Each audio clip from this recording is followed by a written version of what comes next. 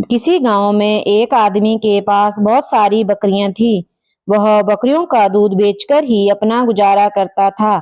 एक दिन उसके गांव में बहुत से महात्मा आकर यज्ञ कर रहे थे और वह वृक्षों के पत्तों पर चंदन से कृष्ण कृष्ण का नाम लिखकर पूजा कर रहे थे।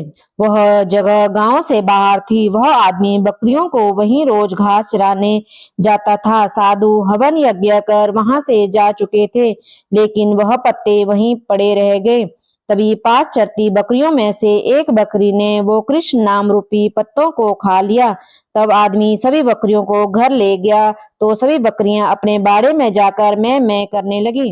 लेकिन वह बकरी जिसने कृष्ण नाम को अपने अंदर ले लिया था, वह मैं की जगह कृष्ण कृष्ण करने लगी, क्योंकि उसके अंदर कृष्ण वास करने लगे। जब सब बकरियां उसको कृष्ण कृष्ण कहते सुनती हैं तो वह सब कहने लगी कि तुम यह क्या कह रही हो, अपनी भाषा छोड़कर यह क्या बोले जा रही है। तो वह बकरी जिसने कृष्ण रूपी पत्तों को खाया था, उसने कहा कि कृष्ण नाम रूपी पत्ता मेरे अंदर चला गया, मेरा तो मैं भी चला गया। सभी बकरियां उसको अपनी भाषा में बहुत कुछ समझाती, पर वह टस से मस ना हुई और कृष्ण कृष्ण रटती रही। सभी बकरियों ने यह निर्णय किया कि इसको अपनी टोली से बाहर ही कर देते हैं। वह सब उसको सींग मारकर और धक्के मारकर बाड़े से बाहर निकाल देती हैं। सुबह जब मालिक आता है तो उसको बाड़े से बाहर देखता है तो उसको पकड़कर फिर अंदर कर देता है, परंतु बाड़े की बकरियां उसको फिर सींग मारकर बाहर कर देती हैं। मालिक को समझ नहीं आता यह सब इसकी दुश्मन कैसे हो गई। बकरी का मालिक सोचता है कि जरूर इसको कोई बीमारी होगी, जो सब बकरियां इसको अपने पास भी आने नहीं दे रही। तो वह सोचता है कि यह ना हो कि एक बकरी के कारण सभी बीमार पड़ जाए। वह रात को उस बकरी को जंगल में छोड़ देता है। सुबह जब जंगल में अकेली खड़ी बकरी को एक व्यक्ति जो कि चोर है देखता है तो वह उस बकरी को लेकर जल्दी से भाग जाता है और दूर गांव जाकर उसे किसी एक किसान को बेच देता है।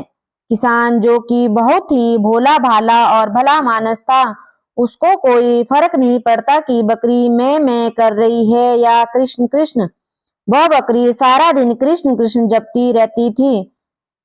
अब वह किसान उस बकरी का दूध बेचकर अपना गुजारा करता था। कृष्ण नाम के प्रभाव से बकरी बहुत ही ज्यादा और मीठा दूध देती है।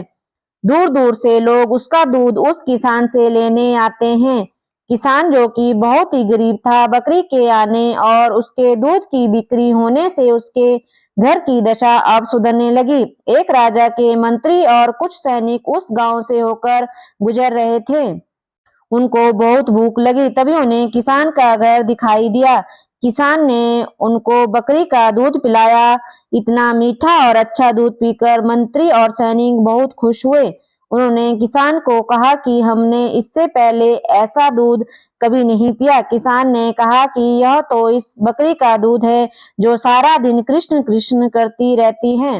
मंत्री उस बकरी को देखकर और कृष्ण नाम जपते देखकर हैरान हो गया।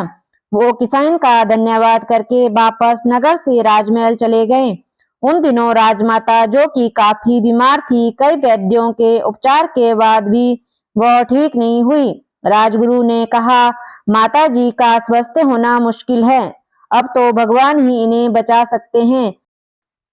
राजगुरु ने कहा कि अब आप माता जी के पास बैठकर ज्यादा से ज्यादा ठाकुर जी का नाम लीजिए।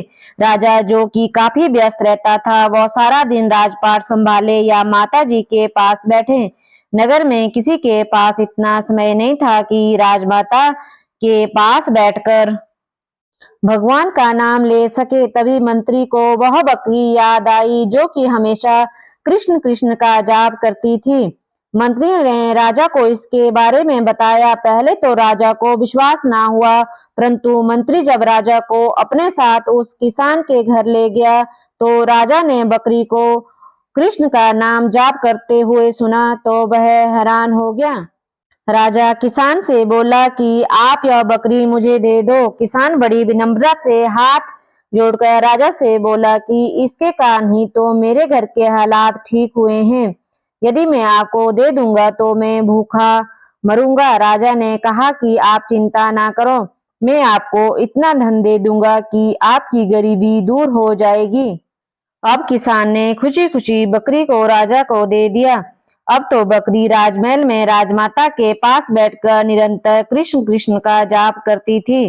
कृष्ण का नाम कानों में पड़ने से और बकरी का मीठा और स्वच्छ दूध पीने से राजमाता की सेहत में सुधार होने लगा और वो धीरे धीरे ठीक हो गई। अब तो बकरी राजमहल में राजा के पास ही रहने लगी। उसकी संगत से पूरा राजमहल कृष्ण कृष्ण का जाप करने लगा और पूरे राजमहल और पूरे नगर में कृष्ण रूपी माहौल हो गया। एक बकरी जो कि एक पशु है और वह कृष्ण नाम के प्रभाव से जो सीधे राजमहल में पहुंच गई और उसका मैं अर्थात अहम समाप्त हो गया। तो क्या हम इंसान निरंतर कृष्ण का जाप करने से अहंकार से मुक्त नहीं हो जाएंगे, भव से पार नहीं हो जाएंगे? हरे कृष्णा कृष्ण कृष्णा हरे हरे।